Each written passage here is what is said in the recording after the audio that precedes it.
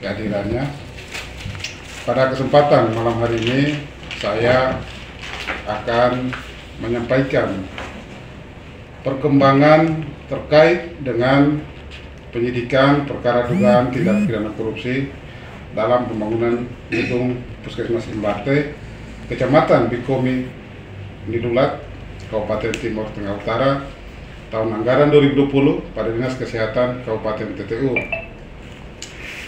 Saya sampaikan pertama bahwa penyidikan ini dimulai berdasarkan hasil penyelidikan intelijen yang telah dilakukan sejak bulan Oktober tahun 2021.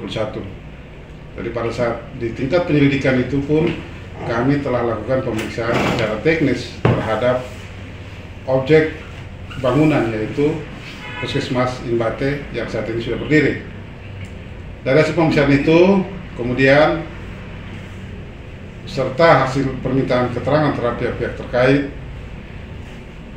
dalam penyelidikan itu tim penyelidik menemukan ada indikasi perbuatan melawan hukum dalam proses pembangunan itu, mulai dari proses pelelangan sampai dengan THO-nya, dan atas dasar bukti permulaan yang cukup di tingkat penyelidikan, maka pada tanggal 3 Januari tahun 2022 berdasarkan hasil ekspos bersama tim jaksa di Kejari TTU, perkara itu kami tingkatkan ke tahap penyidikan.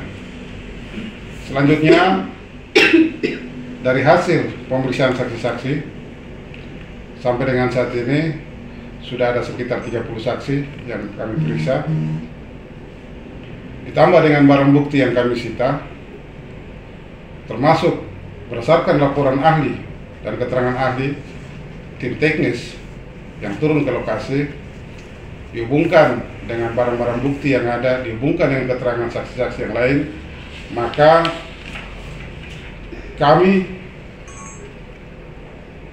tim penyidik berdasarkan alat bukti, 2 alat bukti yang cukup atau minimal 2 alat bukti, telah menetapkan 3 orang sebagai pihak yang berdasarkan bukti-bukti yang ada paling bertanggung jawab untuk dapat dimintai pertanggungjawaban pidananya, yaitu yang pertama dengan inisial BL yang bersangkutan dalam proyek ini berperan sebagai kontraktor pelaksana.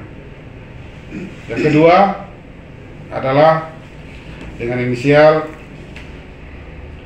TJML yang bersangkutan adalah sebagai kepala dinas dalam konteks kegiatan pembangunan ini, yang bersangkutan adalah kuasa pengguna anggaran. Selanjutnya yang ketiga dengan inisial LPD yang bersangkutan dalam pembangunan ini berperan sebagai pejabat pembuat komitmen. Dari hasil pemeriksaan yang kami lakukan, berdasarkan perhitungan dari tim teknis, terdapat sejumlah item pekerjaan yang tidak sesuai dengan spesifikasi teknis, dan ada juga yang tidak dikerjakan. Kondisi tidak sesuai spesifikasi teknis ini adalah kondisi yang sangat memprihatinkan, karena berdasarkan hasil pemeriksaan terhadap tim teknis, kondisi tidak bisa diperbaiki kecuali dibongkar dan dipasang kembali.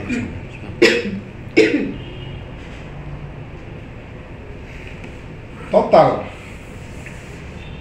pekerjaan-pekerjaan yang kekurangan spesifikasi teknis itu dan yang tidak dikerjakan itu sesuai dengan kontrak adalah sebesar 1.423.700.665 rupiah.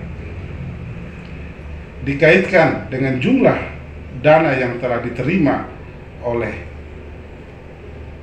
kontraktor pelaksana serta dana retensi 5% yang masih tersimpan dan belum dicairkan, maka ada kerugian keuangan negara sebesar 854.381.915 rupiah.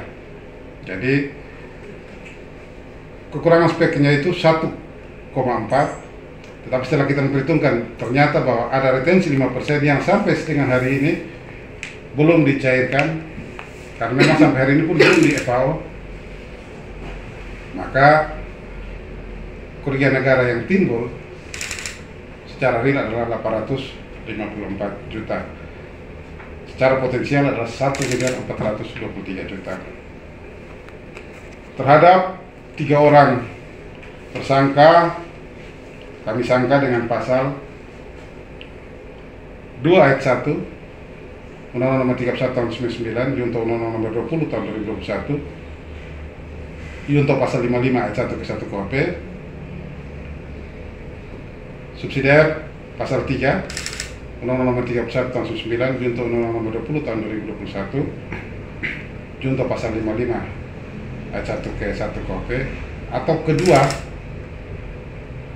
untuk kontraktor pelaksana Pasal 7 ayat 1 huruf A Undang-Undang Nomor 31 Tahun 99, Junto Undang-Undang Nomor 20 Tahun 2021, dan untuk PPK dan KPA Pasal 7 ayat 1 huruf B Undang-Undang Nomor 31 Tahun 99, Junto Undang-Undang Nomor 20 Tahun 2021.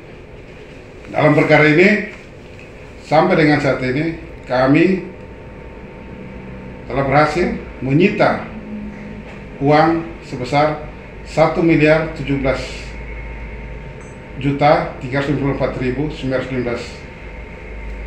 rupiah, yaitu uang yang berasal dari kontraktor pelaksana.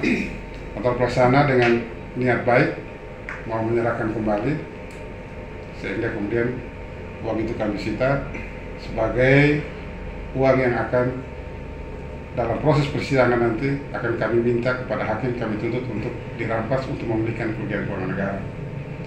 Lalu ada uang juga dari berbagai pihak lain yang juga telah kami sita, sehingga totalnya adalah 1.017 juta rupiah. Pemeriksaan terhadap tersangka hari ini telah dilakukan untuk 2 orang, sementara salah satu orang tersangka yaitu kontraktor pelaksana sudah dilakukan pemeriksaan, namun yang bersangkutan masih minta waktu sampai hari Senin karena masih menunggu mencari penasihat hukumnya sendiri. Karena telah dari Pak tersangka, maka kami menyediakan waktu untuk itu.